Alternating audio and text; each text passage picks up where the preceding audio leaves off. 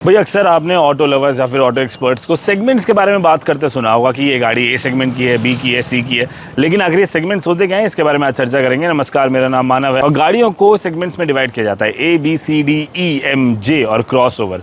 आइए आपको segment wise बताते हैं कि किस सेगमेंट के अंदर किस तरह की गाड़ियाँ जो है वो लैंड करती है। शुरुआत करते हैं ए सेगमेंट के साथ। ए सेगमेंट के अंदर दो सब सेगमेंट्स होते हैं, A1 और A2। A1 सेगमेंट की बात करें तो उसके अंदर आती है ये ऑल्टो जैसी गाड़ियाँ, ऑल्टो, दैट्सन की रेडिगो, रेनो की क्विड। तो ये तो हो गई A1 के बारे में। अब हम A2 सेगमेंट की तरफ आ गए हैं। A1 सेगमेंट जो होता है वो एंट्री लेवल हैचबैक्स के लिए होता है। A2 सेगमेंट जो होता है वो कॉम्पैक्ट हैचबैक्स के लिए होता है। हालांकि ये दोनों ही जो गाड़ियां और दोनों ही सेगमेंट की जो गाड़ियां हैं ये 4 मीटर से कम में आती हैं, लेकिन जो एंट्री लेवल गाड़ियां होती हैं उनमें आपको बहुत ही बेसिक फीचर मिलते हैं। लेकिन जो A2 सेगमेंट की गाड़ियां होती हैं उनके अंदर आपको थोड़े से बेहतरीन फीचर्स मिलने लग जाते हैं। A2 सेगमेंट की गाड़ियों की बात करें तो मारुति सुजुकी वैगनआर आती है, यहाँ पर आपको टाटा की टियागो भी देखने को मिल जाएगी। hyundai की सैंट्रो जैसी गाड़ियां A2 सेगमेंट के अंदर फॉल करती हैं। अब बात हो गई है ए सेगमेंट की, अब चलते हैं बी सेगमेंट की तरफ। बी सेगमेंट में भी हैचबैक्स आती हैं। इसके अंदर दो सब सेगमेंट्स होते हैं, B1 और B2।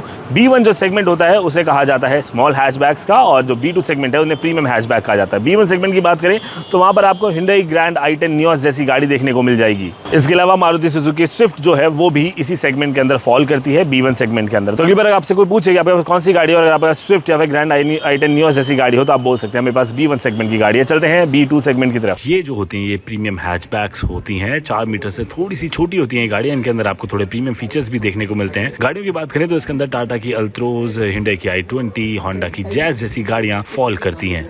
ट्रांसमिशन की बात करें तो इनके अंदर ऑटोमेटिक ट्रांसमिशन CVT ट्रांसमिशन आने शुरू हो जाते हैं, तो यानी कि इसके अंदर जो फीचर्स हैं वो थोड़े से ऊपर हो जाते हैं अगर हम B1 के कंपैरिजन में बात करें तो। बी सेगमेंट से आगे बढ़ते हैं, सी की तरफ चलते हैं। सी सेगमेंट का मतलब होता है वो गाड़ियां जो कि छोटी सेडान है या फिर फैमिली कार्स हैं, यानी कि छोटी सेडान ऐसी गाड़ियां जो 4 मीटर से बिल्कुल अंदर है या फिर 4 मीटर से बिल्कुल थोड़ी सी आगे है। इसके अंदर भी दो कैटेगरीज होती हैं, C1 और C2। मेरे बगल में स्विफ्ट डिजायर खड़ी है, ये C1 कैटेगरी के अंदर आती है, यानी कि कॉम्पैक्ट सेडान के अंदर आती है। इसके अलावा जो hyundai की ऑरा है वो भी कॉम्पैक्ट सेडान के अंदर आती है। ये गाड़ियां जो है ये B2 सेगमेंट के प्लेटफॉर्म पर ही बनती है, यानी कि जो प्रीमियम हैचबैक प्लेटफॉर्म्स हैं उन्हीं के ऊपर इन्हें तैयार किया जाता है, बस इनको एक सेडान का रूप दे दिया जाता है। इसके अंदर जो फीचर्स होते हैं वो भी लगभग आपको प्रीमियम हैचबैक जितने फीचर्स मिलते हैं, एडिशनल सेफ्टी फीचर्स आपको कुछ ज्यादा मिल जाते हैं। तो ये तो बात हुई C1 सेगमेंट की। अब चलते हैं C2 सेगमेंट की तरफ, जो कि एक है सेडान का ही सेगमेंट, लेकिन वहां पर लग्जरी थोड़ी ज्यादा बढ़ जाती है। अब बात कर लेते हैं C2 सेगमेंट के बारे में। इसके अंदर आती हैं स्मॉल सेडान, यानी कि छोटी सेडान गाड़ियां। छोटी कहने के लिए होती है लेकिन वाकई में बहुत लंबी होती हैं। इसके अंदर आती है आपकी गाड़ी जो 4 मीटर से बिल्कुल थोड़ी सी ज़्यादा हो और सेडान की उसकी बॉडी टाइप हो। इसमें आपके फॉल करेंगे hyundai की वर्ना, होंडा की सिटी और मारुति की सियाज जैसी गाड़ियाँ, टोयोटा की यारिस जैसी गाड़ियाँ C2 सेगमेंट में आती हैं, यानी कि सेडान के अपर लेवल वाले सेगमेंट में आती है। तो ये तो बात हुई C सेगमेंट की सेडान्स के बारे में। अब C के बाद आता है D, और चलते हैं D सेगमेंट की तरफ। बताते हैं आपको कौन सी होती है D सेगमेंट की गाड़ियाँ। D सेगमेंट की बात की जाए तो ये मिड साइज सेडान होती हैं, फैमिली कार्स भी आप इनको कह सकते हैं, और इनके अंदर आपको लग्जरी का एहसास होगा, प्रीमियम डिजाइन का एहसास होगा। ये C सेगमेंट से ज़्यादा लंबी होती है। डायमेंशंस के मामले में बात की जाए तो इनके अंदर हायर इंजन कैपेसिटी भी आपको मिलती है, 1.6 लीटर से 2 लीटर तक के आपको इंजन देखने को मिल जाते हैं। C सेगमेंट की तरह D सेगमेंट में भी दो सब सेगमेंट्स होते हैं, D1 और D2। D1 सेगमेंट के अंदर Skoda, Octavia, hyundai Elantra, Honda civic जैसी गाड़ियां आती हैं। वहीं पर D2 सेगमेंट की बात करें तो यहाँ पर गाड़ियां ज़्यादा प्रीमियम हो जाती हैं।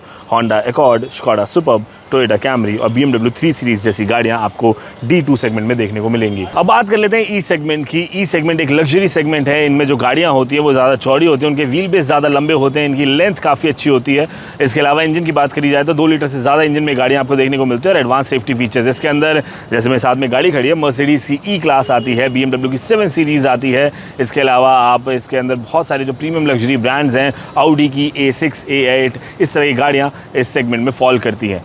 अब चलते हैं SUVs के सेगमेंट की तरफ। अब चलते हैं M सेगमेंट की तरफ। M सेगमेंट होता है मल्टीपर्पस व्हीकल्स का सेगमेंट, ऐसे व्हीकल जो कि मल्टीपर्पसली इस्तेमाल किए जा सके। इसके अंदर भी 3 सब कैटेगरीज हैं, small MPVs, mid size MPVs और लार्ज MPVs। स्मॉल MPVs की बात करें तो उसके अंदर फॉल करती है, जो गाड़ी मेरे बगल में खड़ी है, मारुति सुजुकी की अर्टिगा, किया की कारेंस और मारुति सुजुकी की XL6 भी। ये जो गाड़ियाँ होती है 4 मीटर से बिल्कुल थोड़ी सी ज़्यादा बड़ी होती हैं, ज़्यादा साइज इनका नहीं होता, लेकिन इनके अंदर 6 सीटें होती हैं, तो इसलिए इन्हें MPV का नाम दिया जाता है। अब ये तो बात हुई स्मॉल MPVs की। अब चलते चलते हैं मिड साइज एमपीवीज की तरफ। स्मॉल से एक कदम आगे बढ़ेंगे और मिड साइज एमपीवीज के बारे में बात करेंगे, यानी कि ऐसी गाड़ियाँ जो स्मॉल से बड़ी होती हैं।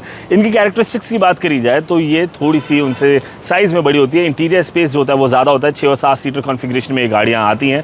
भारत में अगर हम मिड साइज़ एमपीवीज़ की बात करें तो वहाँ पर टोयोटा की इनोवा क्रिस्टा और मराज़ो, ये 2 गाड़ियाँ हैं जो कि मौजूद हैं। अब बात हुई मिड साइज़ एमपीवीज़ की, अब चलते हैं लार्ज एमपीवीज़ की तरफ। लार्ज या फिर फुल साइज़ एमपीवीज़ की बात करें तो ये एम सेगमेंट में लग्जरी का दूसरा नाम होती हैं। ये काफ़ी महंगी भी होती हैं। इनके अंदर कंफर्ट आपको ज़्यादा मिलता है, अच्छा हेडरूम मिलता है, अच्छा लेग और शोल्डर रूम भी मिल जाता है। इनके इंजन की बात करें तो ये हाई कैपेसिटी इंजन होते हैं, ऑटोमेटिक गियर बॉक्स के साथ लगाए जाते हैं। फिलहाल अगर भारत में लार्ज एमपीवीज़ की बात की जाए तो यह है टोयोटा की वेलफायर, किया की कार्निवल, इसके अलावा और भी कुछ एमपीवीज़ हैं जो भारत के अंदर अवेलेबल हैं, जिनको लार्ज एमपीवीज़ कहा जाता है। अब चलते हैं जे सेगमेंट की तरफ। जे सेगमेंट जो है वो एसयूवीज़ को दिया गया है, यानी कि स्पोर्ट्स यूटिलिटी व्हीकल्स, ऐसी गाड़ियाँ जो ऊंची होती हैं, खराब रास्तों पर चल सकती हैं और आपको एक स्पोर्टी फीलिंग भी देती हैं। इसके अंदर भी बहुत सारी सब कैटेगरीज हैं। शुरुआत करेंगे सबसे पहली कैटेगरी के साथ, ये है सब कॉम्पैक्ट एसयूवी। ये गाड़ियाँ 4 मीटर से छोटी होती हैं। इनके प्लेटफॉर्म की बात की जाए तो लगभग 20 सेगमेंट से मिलता जुलता प्लेटफॉर्म होता है। अंदर आपको थोड़ी सी ज़्यादा जगह मिल जाती है, तो एक एसयूवी वाली फीलिंग देती है। छोटी गाड़ी होती है। उनमें से एक गाड़ी जो हमारे साथ खड़ी है ये है एक्सयूवी 300। इसके अलावा मारुति सुजुकी जो ब्रेजा है वो भी सब कॉम्पैक्ट एसयूवी सेगमेंट के अंदर आती है। hyundai की वेन्यू सब कॉम्पैक्ट एसयूवी होती है और टाटा की नेक्सॉन भी सब कॉम्पैक्ट एसयूवी है। अब चलते हैं कॉम्पैक्ट एसयूवी की तरफ। सब कॉम्पैक्ट एसयूवी से थोड़ा सा साइज को बढ़ा देंगे और कॉम्पैक्ट एसयूवी सेगमेंट में आ जाएंगे। जो कॉम्पैक्ट एसयूवी सेगमेंट्स हैं वो इंडिया का सबसे पॉपुलर सेगमेंट है। इसके अंदर hyundai क्रेटा, किया सेल्टोस जैसी गाड़ियाँ लीड करती हैं। 4 मीटर से गाड़ियाँ थोड़ी ज़्यादा होती हैं। इनके अंदर आपको थोड़ी सी ज़्यादा स्पेस मिलती है as compare to sub compact SUVs. इनके अंदर आपको 1.5 लीटर के पावरफुल इंजन देखने को मिल जाते हैं और जो ट्रांसमिशन हैं उनके अंदर आपको ऑटोमेटिक और मैनुअल ट्रांसमिशन दोनों देखने को मिलते हैं। तो ये तो बात हुई जे सेगमेंट के अंदर सब कॉम्पैक्ट एसयूवी सेगमेंट की। अब चल लेते हैं मिड साइज एसयूवी की तरफ। भाई एक काम करिए, अब आप कॉम्पैक्ट एसयूवी के अंदर एक रो और ऐड करिए और उसके अंदर 5 से 8 लोगों की 5 लोगों की जगह को 8 लोगों की जगह में कन्वर्ट कर लीजिए, तो अब आप मिड साइज एसयूवी की तरफ आगे बढ़ जाएंगे। ये गाड़ियाँ कॉम्पैक्ट एसयूवी से लंबी होती हैं, उनसे ज़्यादा चौड़ी भी होती हैं, उनसे ज़्यादा ताकतवर इंजन के साथ भी आती हैं और इसके अंदर आपको 4x4 ऑप्शंस भी, ड्राइव ट्रेन ऑप्शंस भी मिलते हैं। उनमें से एक ऑप्शन और एक एग्जांपल मैं आपको दिखा रहा हूँ। मेरे बगल में जो गाड़ी खड़ी है ये है एक्सयूवी 700। ये भी मिड साइज एसयूवी है। इसके अलावा अगर आप बात करेंगे तो MG की हेक्टर प्लस, वो भी एक मिड साइज एसयूवी के रेंज में ही आती है। तो ये तो बात हुई मिड साइज एसयूवी की। अब चलते हैं लार्ज एसयूवीज़ की तरफ। अब चलते हैं मिड साइज एसयूवी से लार्ज एसयूवीज़ की तरफ और ये 5 मीटर के आसपास की होती हैं। बिल्कुल 5 मीटर को टच करते हुए इनकी लंबाई होती है। इनका ग्राउंड क्लियरेंस जो होता है वो भी बेहद अच्छा खासा होता है और ये गाड़ियाँ हाईवे पर क्रूज़ करने के लिए बनाई जाती हैं। ट्रिपल डिजिट में इनकी स्पीड को ले जाना बेहद आसान होता है। काफ़ी सारे ड्राइविंग असिस्टेंस सिस्टम भी आपको इसके अंदर मिलते हैं। मैं लार्ज साइज एसयूवीज़ की बात करूँ तो इसके अंदर सबसे बड़ा नाम जो है वो है भारत में टोयोटा की फॉर्च्यूनर। इसके अलावा फोर्ड की एंडेवर जो है वो भी एक फुल साइज़ या फिर कह सकते हैं आपकी लार्ज एसयूवी सेगमेंट में ही आती है। इसके अलावा BMW की X5, महिंद्रा अल्टूरस जैसी गाड़ियाँ भी इसी सेगमेंट के अंदर फॉल करती हैं। तो ये तो बात हुई एसयूवी सेगमेंट की, जे सेगमेंट की, कि उसके अंदर कौन कौन से सेगमेंट्स हैं, कौन सी गाड़ियाँ हैं।